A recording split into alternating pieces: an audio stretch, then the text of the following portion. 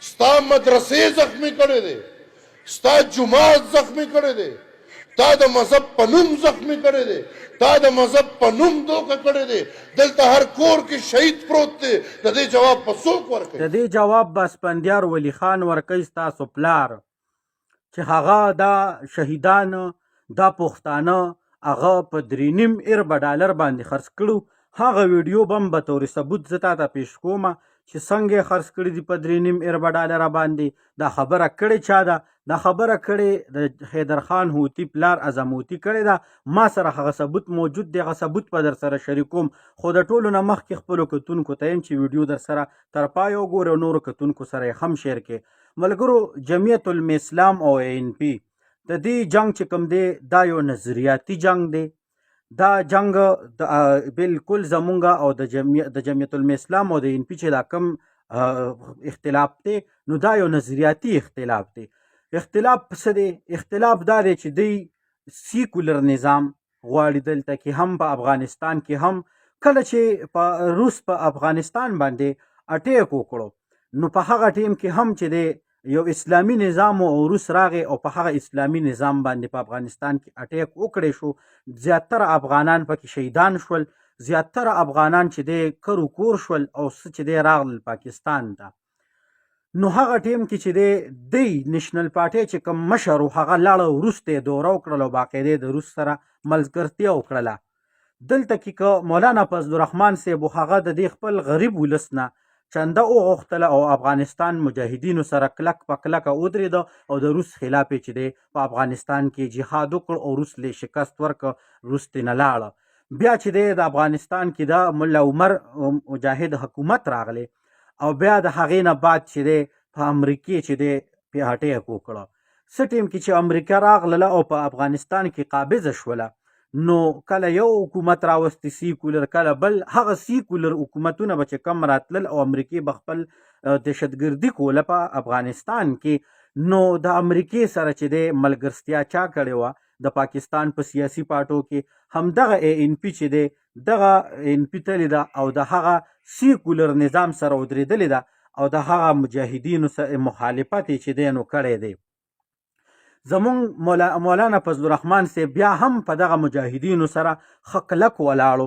د دغه مجاهدینو دپاره بالکل چې دی چانده هم کړې ده او دغه د افغانستان چې کوم امارت اسلامي طالبان دي هغې ته یې مجاهدین ویلي دي، تاسو ورته دهشتګرد ویلي دي د ANP والا. خو چې حق راځي باطل تښتي. حق راغی یو ځل بیا چې دی امریکا وتښتېدله، حق راغی او باطل چې دی وتښتېده. نو باطل سره سره د باطل چې کوم دلته کې او هغه هم چې دی وتښتېد لکه اشرف غني. د اشرف غني جړه هم په دې ویډیو کې کړې ده. نو زمونږ او د دغو بالکل چې دی دا د عقیدې او د نظریې جنګ دی. دوی هلته کې هم سیکولر نظام غواړي او دلته کې د دغو مقصد او مطلب ډول باجوال دي، سیکولر نظام عام کول دي. زما او ستا ته د تعلیم په ځای باندې چې دی نو د دوپړې او د باجې چل راخول دي او د پښتون په وینه باندې چې دی د دغو مطلب سیاست کول چې دی دا د پښتنو په وینه باندې کول دي. زمونږ مقصد امن راوستل دي، د خاوره کې امن پیدا کول دي.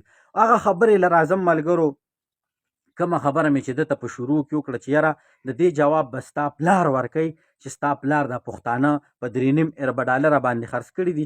هغه ویډیو کلیپ در سره د اعظم خان هوتي شریکوم نو دا در سره لږ وګورئ. पार्टी के सर पे सौदा हुआ है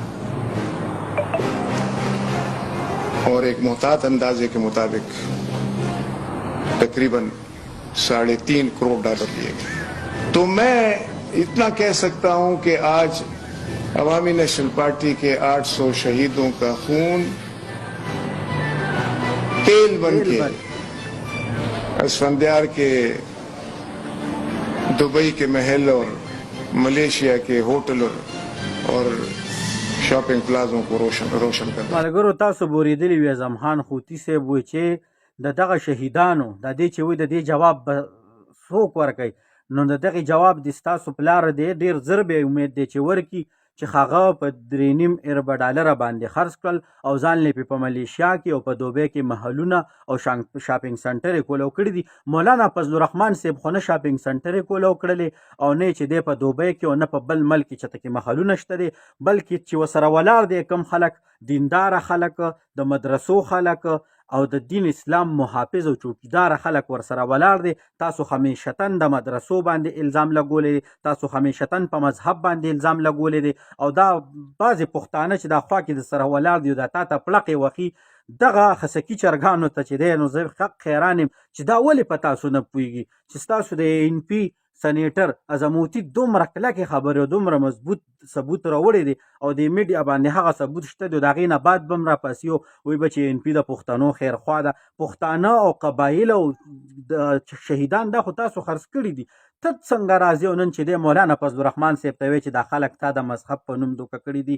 زمونږ مذهب اسلام دی، مونږ په اسلام باندې که مړه شو مړه نیو بلکې شهیدان یو، که بچ شو نو غازیان یو. تاسو چې دی سیکولر نظام غواړئ، د امریکې ملګرتیا او تاسو کړه، د روس ملګرتیا تاسو کړله او ته نن راځې مولانا فضل الرحمن صاحب پسې خبرې کې